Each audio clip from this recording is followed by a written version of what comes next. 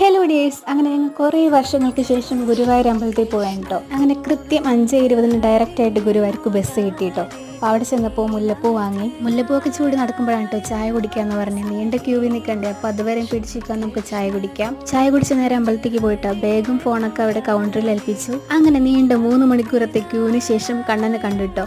പായസമൊക്കെ വഴിപാട് കഴിപ്പിച്ചു. പായസമൊക്കെ കുടിച്ചു. ഇനി നേരെ നമുക്ക് കുളത്തേക്ക് പോവാം. നല്ല വഴുക്കലുണ്ട് കേട്ടോ. ഞാൻ ജസ്റ്റ് കാലുകുത്തിയപ്പോൾ തന്നെ മനസ്സിലായി ഇനി വീഴുമെന്ന്. അപ്പോൾ ജസ്റ്റ് വെള്ളത്തിലൊന്ന് കാല് നനച്ചു. വെള്ളത്തിന് നടുവിലായിട്ട് കണ്ടോ കൃഷ്ണൻ്റെ ഒരു വിഗ്രഹം. ഇനി നമുക്ക് നേരെ പ്രസാദൊട്ടിന് പോവാം കേട്ടോ. നല്ല നീണ്ട ക്യൂ ആണ് കേട്ടോ. പക്ഷെ ഇത് പെട്ടെന്ന് ക്യൂ പോകുന്നുണ്ട് കേട്ടോ. അപ്പോൾ ഞങ്ങൾ ഫുഡ് കഴിക്കാൻ ടിക്കറ്റൊക്കെ എടുത്തു. ടിക്കറ്റുള്ള ഒരു സംഭവം കിട്ടും. അപ്പോൾ ഇവിടുത്തെ സ്റ്റെപ്പിൻ്റെ അവിടെ നിന്ന് കുളം കാണാം കേട്ടോ. നിറയെ മീനൊക്കെ ഉണ്ട്. ഞാനൊരു പച്ച കളർ ആമനെ കണ്ടു, പായൽ പിടിച്ച ആമ. അങ്ങനെ നീണ്ട ക്യൂവിന് ശേഷം ഞങ്ങൾ ഫുഡ് കഴിക്കാൻ കയറി കേട്ടോ. മോരുകറിയും കുറച്ച് കറിയും കൂട്ടി ഫുഡ് കഴിച്ചു കേട്ടോ. പിന്നെയാണ് ഗുരുവായൂർ പപ്പടം വാങ്ങിയത്. എന്താ പറയുക, വലിയൊരു പപ്പടമായിരുന്നേ. അത് ഫ്രൈ